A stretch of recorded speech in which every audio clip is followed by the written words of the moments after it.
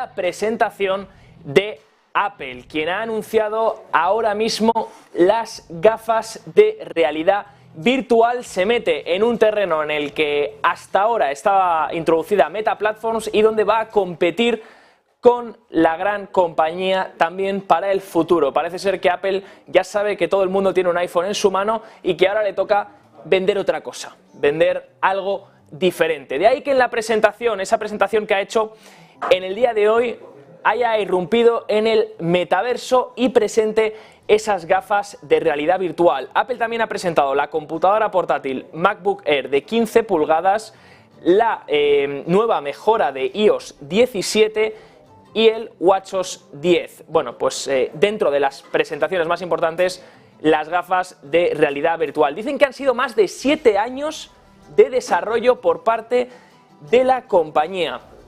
También han dicho que se va a llamar Apple Vision Pro.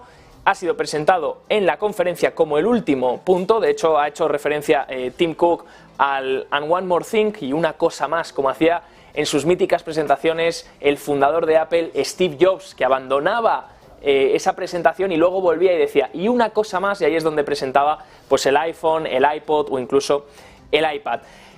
Aún así, el lanzamiento no ha logrado sorprender mucho a los inversores. Ahora mismo Apple está en negativo, cayendo un 0,88% cuando venía rompiendo máximos históricos. Parece ser que ha sido la mejor definición de compra con el rumor, vende con la noticia. Una vez se ha presentado esas gafas de realidad virtual, no han convencido a los inversores, por lo menos en estos momentos. Veremos en la sesión de mañana. Si miramos algunas cosas más que relacionan a estas gafas de realidad virtual que presenta la compañía, vemos cómo Disney va a mostrar la aplicación de Disney Plus, va a estar dentro de las gafas y incluye una interacción en 3D con paisajes de Star Wars y también vistas desde la cancha de juego de la NBA. Ha salido de hecho el propio CEO de Disney, Bob Iger, a la presentación de Apple diciendo: creemos que Apple Vision Pro es una plataforma revolucionaria que puede hacer realidad nuestra visión.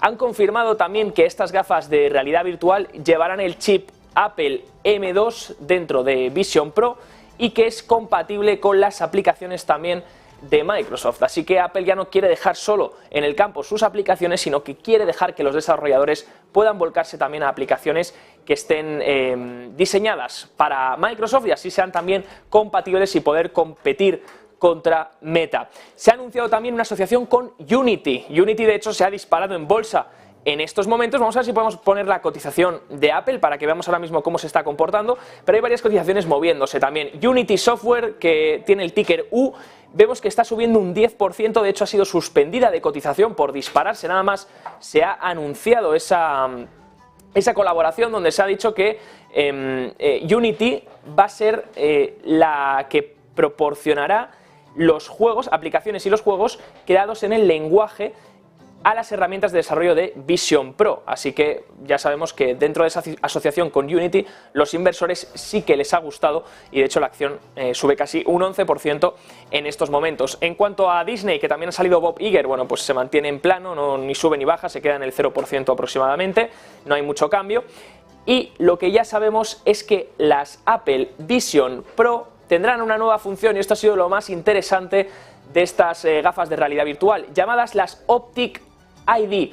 Lo que va a hacer es escanear el iris del ojo, lo almacena con cifrado en el propio dispositivo y eso permite desbloquear el dispositivo, realizar pagos, conectar la cuenta bancaria y demás. Así que ya no irá con lo que sería el reconocimiento de cara, ahora reconocerá el ojo a través del iris, reconocerá la contraseña, desbloqueará las cuentas y permitirá realizar pagos. Es una identificación óptica y escaneo de retina como contraseña.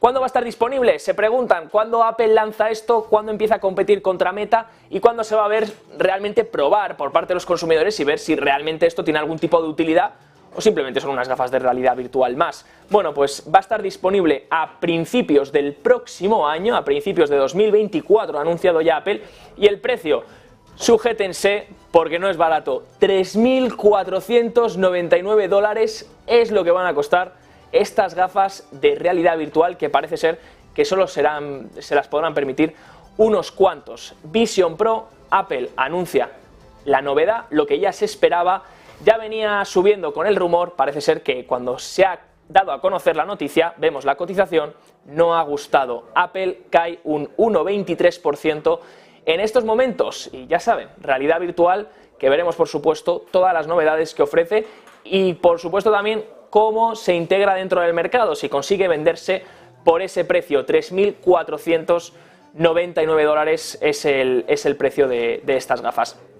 Si miramos otra clave empresarial, otra clave de Wall Street, lo hacemos mirando hacia Spotify, porque la empresa de música ha dicho que va a despedir al 2% de su fuerza laboral, principalmente la fuerza laboral que se integra en los grupos de podcast. Los recortes van a afectar a una proporción de unos 200 empleados y principalmente dijo la compañía que los recortes ayudarían al servicio de transmisión a convertirse en una organización óptima para la próxima etapa de su negocio de contenido y conversaciones. Los despidos van a ir acompañados también de una reorganización ejecutiva que ha anunciado la compañía. De hecho, Liliana Kim dirigirá el contenido actual de los Spotify Studios y Lil Gateley dirigirá el desarrollo. Julie McMara seguirá supervisando la organización de los estudios y Bill Simmons permanecerá como director gerente de The Ringer, jefe de innovación y monetización de podcast. Así que una sección donde Spotify empieza a recortar, empieza a despedir 200 empleados, que es un 2% de su plantilla. Parece ser que no terminan los despidos en las grandes tecnológicas. Y si miramos también a tecnológicas, miramos hacia Twitter, la red social del pájaro azul, ya que, como saben, Elon Musk la compró, ahora es privada, pero las cosas no le están yendo del todo bien, o por lo menos eso dicen algunos informes filtrados por el New York Times. Recuerden que Musk dio una entrevista en abril a la BBC News donde dijo que Twitter ahora mismo está más o menos en el punto de equilibrio en cuanto a facturación y que la mayoría de anunciantes habían regresado a la plataforma. Bueno, pues The New York Times dice otra cosa. Dice que, de hecho, lo hace dando un informe filtrado donde anuncia que, de hecho, los ingresos publicitarios de Twitter en Estados Unidos durante las 5 semanas que van desde el 1 de abril hasta la primera semana de mayo fueron de 88 millones de dólares, un 59% menos que en el mismo periodo del año anterior. Los anunciantes están reduciendo la inversión publicitaria o incluso algunos se están yendo por completo también de la compañía. El pronóstico dentro del informe muestra también que la inversión publicitaria cada semana de este mes se reducirá a la mitad en comparación con las cifras del año pasado.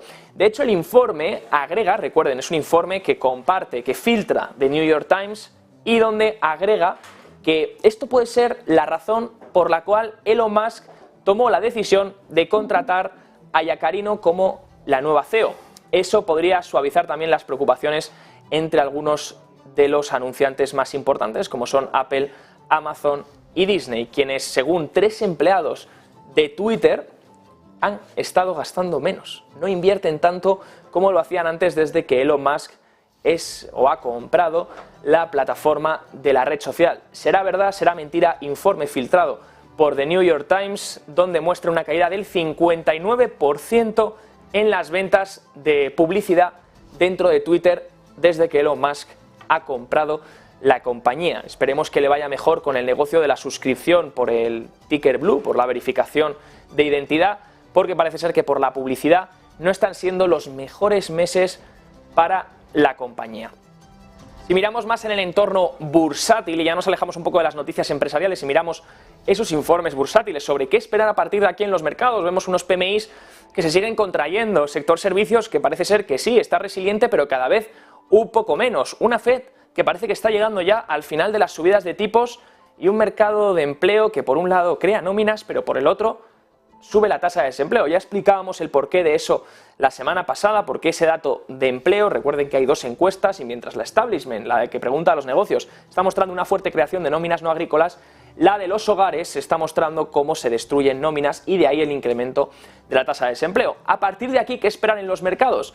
Pues vamos a ver, por ahora Morgan Stanley dice que espera un shock del 16%. Tenemos de hecho un gráfico donde vemos 2 líneas, la línea roja y la línea negra. Vemos, por ejemplo, en la línea roja sería el precio del S&P 500 en estos momentos, esta subida que lleva arrastrando prácticamente desde octubre-septiembre de 2022, fíjense toda la subida que lleva haciendo el índice y en línea negra tenemos los EPS, los beneficios por acción esperados para los próximos 12 meses. ¿Qué van a ganar las compañías en conjunto dentro de todo el SP500, dentro de todas esas 500 acciones, de beneficios por acción para los próximos 12 meses? Bueno, pues vemos que, importante, mientras los beneficios por acción esperados a 12 meses iban cayendo desde junio de 2022, vemos que a partir de febrero de 2023 han buscado un rebote y parece ser que se estiman, o los analistas así lo proyectan, mejores beneficios para los próximos 12 meses de los que se estaban descontando anteriormente. De ahí dice Morgan Stanley que se ha producido este rebote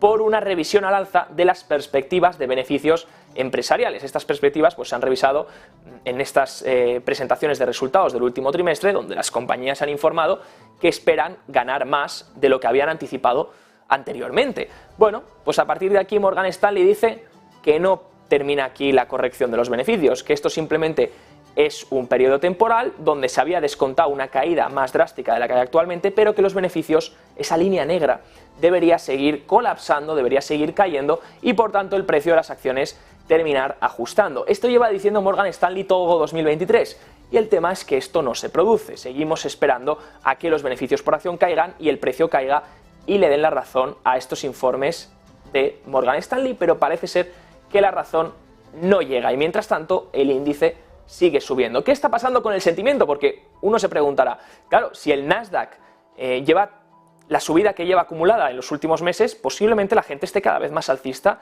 y esté cada vez más optimista sobre el mercado, que posiblemente esos miedos que había en 2022 se hayan terminado de disipar.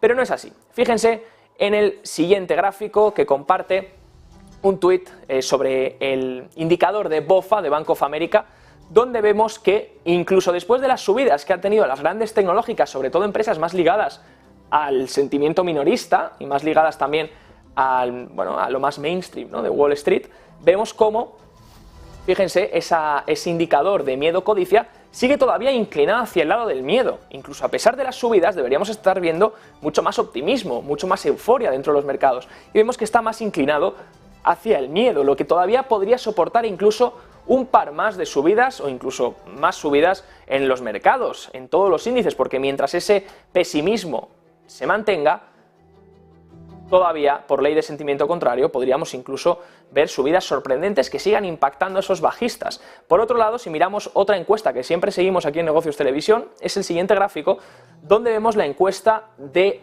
la Asociación Estadounidense de Inversores Individuales. Esta es de inversores minoristas y vemos que todavía, la última semana que hemos conocido, el porcentaje de alcistas sigue en el 29,1%. Es muy bajo con respecto a la media histórica. Fíjense, la media histórica es de 37,5% de alcistas y 31% de bajistas. Bueno, pues vemos un 29,1% de alcistas, lo cual todavía daría margen a que poco a poco la gente vaya ganando más optimismo y ahí es donde las cosas podrían empezar a sorprender a la baja. Es parte de lo que dice también Morgan Stanley, que este rally viene un poco también por el posicionamiento, por ese sentimiento que había en los mercados y que a medida que el inversor se haga más y más y más optimista, ahí es donde podrían venir también las sorpresas y donde los institucionales podrían vender sus acciones, colocárselas a los minoristas y ahí ya recoger beneficios porque se preparan para una segunda ola bajista. Veremos si es así, pero lo que estamos viendo todavía y lo que tenemos sobre la mesa, porque no podemos adivinar el futuro, pero podemos mirar el presente, y lo que tenemos a día de hoy es un 29,1% de alcistas todavía muy escépticos sobre este rebote, la gente no se lo termina de creer y de ahí que el porcentaje de alcistas dentro de los minoristas no esté aumentando y el porcentaje de bajistas siga todavía muy alto. Fíjense que de hecho el máximo a un año, lo pone ahí abajo, One Year Bullish High, sería el máximo que se vio el 8 de febrero de 2023, justo antes de la crisis regional.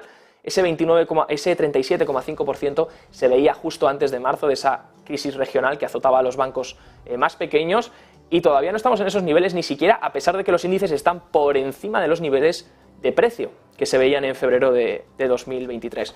Curioso, cuanto menos todavía este sentimiento.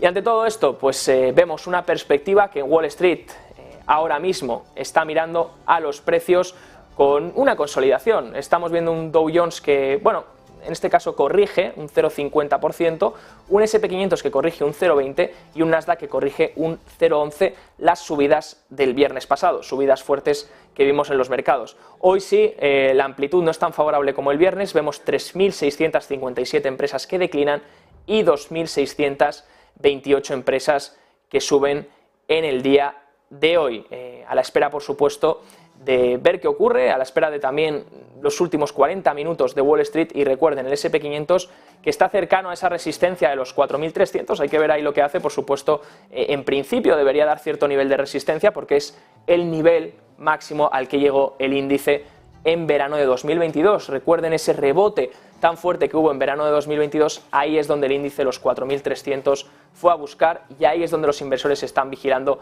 ese nivel para ser una zona posible de resistencia. Veremos si lo cruza, veremos si rechaza, por supuesto todo esto en el cierre de Wall Street. Estas han sido las claves del día de hoy, lunes 5 de junio.